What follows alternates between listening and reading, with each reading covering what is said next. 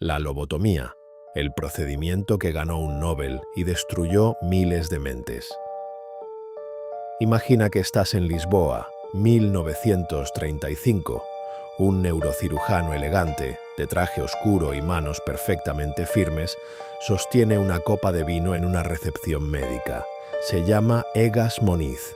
Y esta noche, mientras los demás médicos hablan de trivialidades, él está obsesionado con una sola idea: que hay algo dentro del cerebro humano que se puede cortar. Algo que, si se elimina, puede apagar el sufrimiento para siempre. Lo que no sabe todavía es que esa idea le dará el premio más prestigioso de la ciencia y que décadas después el mundo lo recordará como uno de los errores más devastadores de la medicina moderna. Para entender lo que Moniz estaba pensando, tenemos que entender el mundo en el que vivía.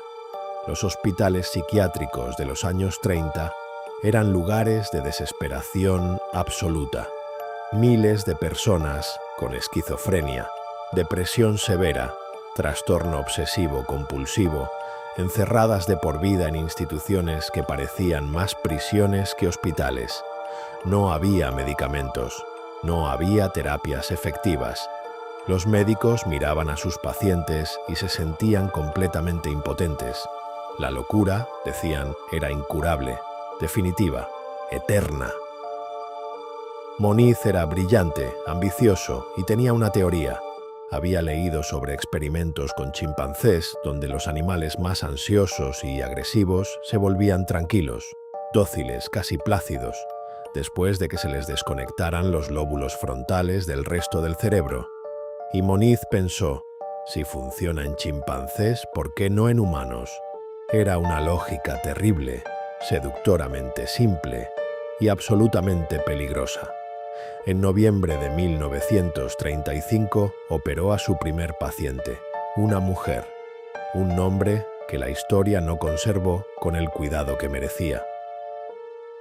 El procedimiento que Moniz desarrolló se llamó leucotomía prefrontal. Básicamente, insertaba un instrumento en el cerebro y destruía las conexiones entre los lóbulos frontales y el resto del órgano, sin anestesia general en muchos casos, sin imágenes cerebrales, sin manera real de saber exactamente qué estaba cortando. Luego, un médico americano llamado Walter Freeman lo perfeccionó, o más bien lo simplificó, hasta convertirlo en algo que podía hacerse en 15 minutos con un instrumento que se parecía, perturbadoramente, a un picahielo de cocina. Freeman era un hombre de espectáculo, le encantaba la audiencia, realizaba lobotomías, porque ese era el nuevo nombre, con públicos de médicos y estudiantes. Viajaba por los Estados Unidos en una furgoneta que él mismo llamó el lobotomóvil, llevando su técnica a hospitales de todo el país. En su mejor época podía hacer 25 lobotomías en un solo día, y los periódicos lo celebraban. Cirujano cura la locura, decían los titulares. La gente quería creerlo, necesitaba creerlo. Entre sus pacientes más famosos estuvo Rosemary Kennedy, hermana del futuro presidente John F. Kennedy. Tenía 23 años, era impulsiva, tenía cambios de humor. Sus padres estaban preocupados por su comportamiento. Freeman la operó en 1941. El resultado fue catastrófico. Rosemary quedó con la capacidad mental de un niño de 2 años. Perdió el habla, el control de sus movimientos, su personalidad entera. Fue institucionalizada en silencio durante décadas. Su familia no habló públicamente de lo que le había ocurrido hasta los años 60.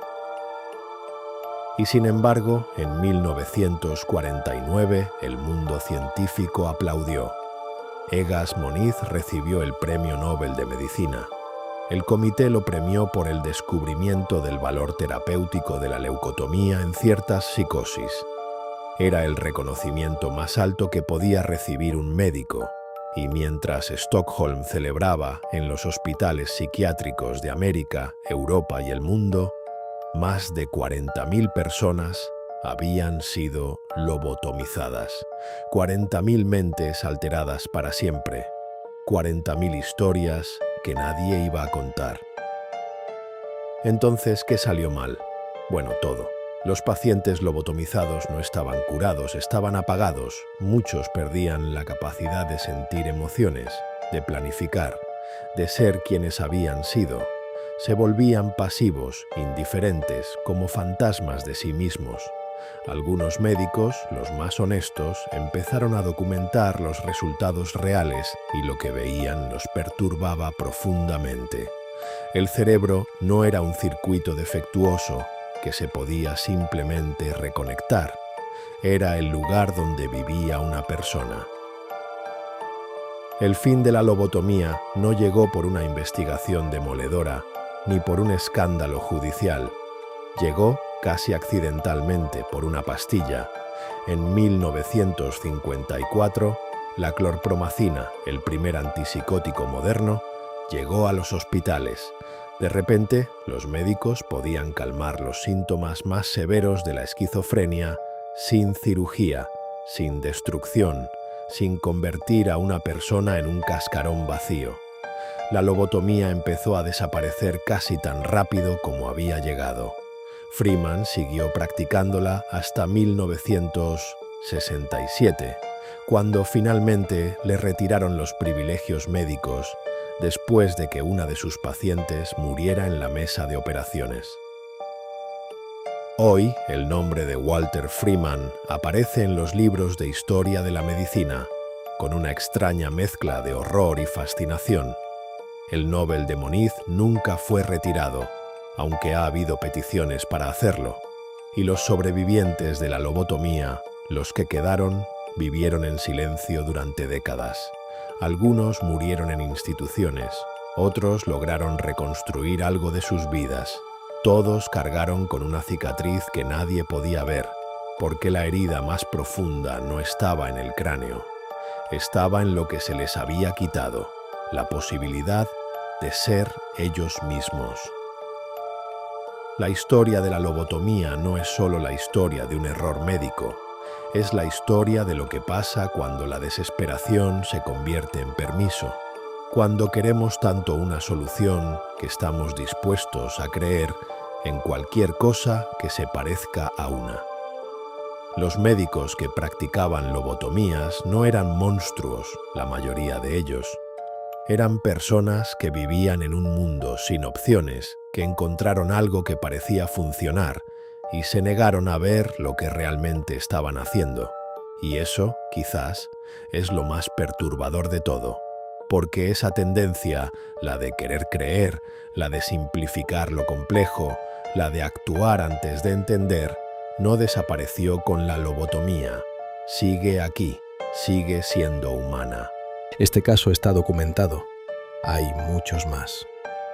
Si llegaste hasta aquí, ya sabes lo que encontrarás en el siguiente. Suscríbete